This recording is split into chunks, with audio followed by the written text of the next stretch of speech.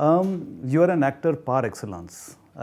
Undoubtedly, the entire nation recognizes you are a brilliant actor. Ram Gopal Verma said you are the best actor he has ever seen. 4 national awards, 4 Filmfare awards, 7 Filmfare. 7 Filmfare awards, 4 rejections from National School of Drama.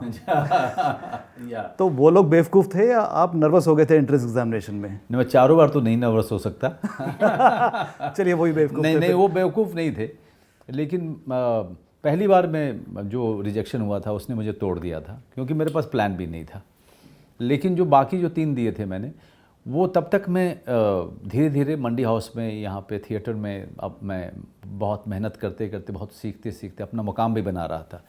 तो 30 जो बाकी जो 3 के समय, rejection के समय में, उसने मुझे हिलाया नहीं बहुत ज़्यादा, क्योंकि एक विश्वास आ रहा था मुझे अपने अंदर में, यहाँ पे काम बाहर में करते हुए।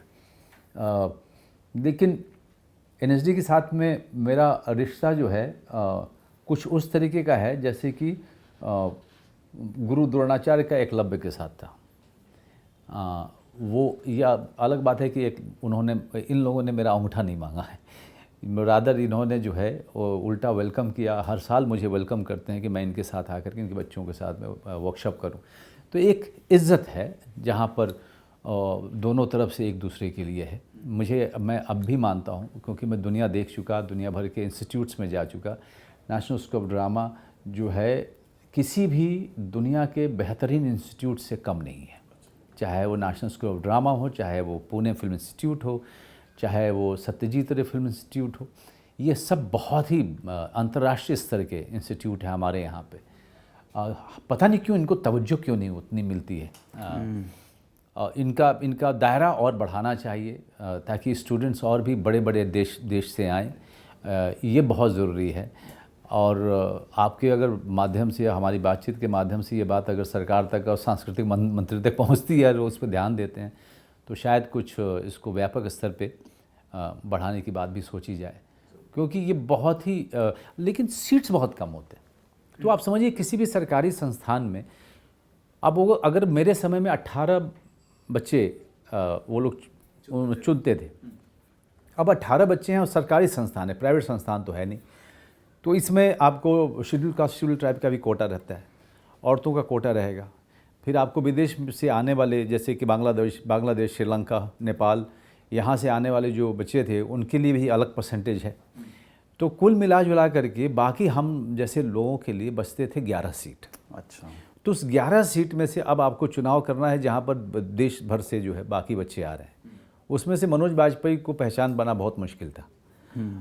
तो मैं हमेशा जो है, मैं कभी भी तल्ख के साथ में उनके रिजेक्शन को नहीं देखता हूँ मैं अभी। ये अलग बात है कि पहली बार जब मैं रिजेक्ट हुआ था तब भी मैंने उनके ख़िलाफ़ कोई शिकायत नहीं की थी। उल्टा मुझे ये लगा था कि मेरे अंदर में बहुत खामी है, क्योंकि नेशनल स्कूल ऑफ ड्रामा गलत नहीं हो सकता। जब आप पहली दफ़ा जब रिजेक्शन हुआ था तब आपका वो टैग में ऑलरेडी आप कर रहे थे? नहीं कर रहा था। रिजेक्शन हुआ तो 3 साल मैंने थिएटर किया था। मैंने ग्रेजुएशन की पढ़ाई की नहीं थी। समझिए कि मैं एग्ज़ाम के ठीक 1 महीने 1.5 महीने पहले बाकी नोट्स ले करके दोस्तों के मैं पढ़ता था, और मैं अच्छे मार्क्स के साथ में मैं निकल जाता था। लेकिन 3 साल जो मैंने थिएटर किया था, 24 घंटे में से मैं पूरे इतने विश्वास के साथ कह सकता हूँ कि मैं 18 घंटे काम करता था। मुझे याद है कि मलेरिया मुझे हुआ था, और मैं इतना ज़्यादा जुझारू और पैशनेट था अपने इस विधा के लिए और सीखने के लिए, कि मैं रिहर्सल में पहुंच गया मलेरिया होने के बावजूद। और चाय की दुकान थी हिंदू कॉलेज के बाहर कोने में, मैं वहाँ पर बेहोश हो गया था। जब मैं बेहोश होकर गिरा था तो वहाँ पे जो चाय की दुकान पे बच्चे खड़े थे, उन्होंने वो मेरे मुंह पे छींटा उटा मारा पानी का, और मुझे होश में लेके आए थे। और फिर रिहर्सल वाले तब तक भागते हुए आए और मुझे वापस मुखर्जी नगर मेरे कमरे में पहुँचाया था। तो मैं इतना ज़्यादा मेहनत कर रहा था, इतने जूझ करके मैं मेहनत कर रहा था। सीखने की ललक थी, काम को लेकर के बहुत ज़्यादा पैशन था, जुनून था। तो मैंने कोई समय नहीं गंवाया था। इसलिए जब रिजेक्शन हुआ तो वो 1-2 महीना जो था मेरे लिए बहुत बुरा था मेरे जीवन का। कुछ एक जीवन के बुरे समय थे जहाँ पर मुझे सूझ नहीं रहा था कि मैं इसके बाद क्या। तो ये उनमें से एक लक्ष्य आपका उस टाइम लक्ष्य वही था कि एनएसडी में जाना है? पहला मेरा ये था कि मुझे एनएसडी में जाना है। उसके मुझे एक तो 3 साल तक मैं इस हिंदुस्तान के बेस्ट लोगों से के साथ काम करूँगा। मैं 24 घंटे उसी कैंपस में रहूँगा ना, जहाँ मुझे खाने की चिंता नहीं है, जहाँ मुझे रहने की चिंता नहीं है, मुझे स्कॉलरशिप मिलेगा। उस समय मेरे ख्याल से 2,500 या 3,000 मिलता था, आजकल मैं सुनता हूँ 15,000 मिलता है। तो मेरे लिए वो 2,500 उस समय बहुत बड़ी रकम थी किसी भी बच्चे के लिए। और आपको छत है, वहाँ पे कैंटीन है जहाँ पे आपको फ्री का खाना भी मिल रहा है। तो इससे अच्छी कोई जगह नहीं हो सकती थी, खास करके एक 21 साल 22 साल के लड़के के लिए। तो ये जुनून जो है एक्टिंग का, ये कैसे हुआ? बचपन से था? बचपन से था, मतलब कहाँ से आया ये? मेरे पिताजी माताजी जब हॉस्टल से हमको बाहर लेके आते थे और फिल्म दिखाते थे उस शहर में, तो वो देखते हुए, फिल्म देखते हुए मेरे अंदर में ये बात आनी शुरू हो गई थी कि इसके अलावा कुछ नहीं करना है। शायद मैं उस समय 5वीं में होऊंगा, क्योंकि 5वीं क्लास में या 6ठी क्लास में मैंने एलोक्यूशन कॉन्टेस्ट में भाग लेना शुरू कर दिया था। कविताओं के प्रति एक अलग तरीके का प्रेम और मेरे अंदर में जाग उठा था, और कविताओं का मंचन करना मुझे बहुत अच्छा लगता था, क्योंकि उस तरह के रंगमंच की गतिविधियां नहीं होती थी उस छोटे शहर में।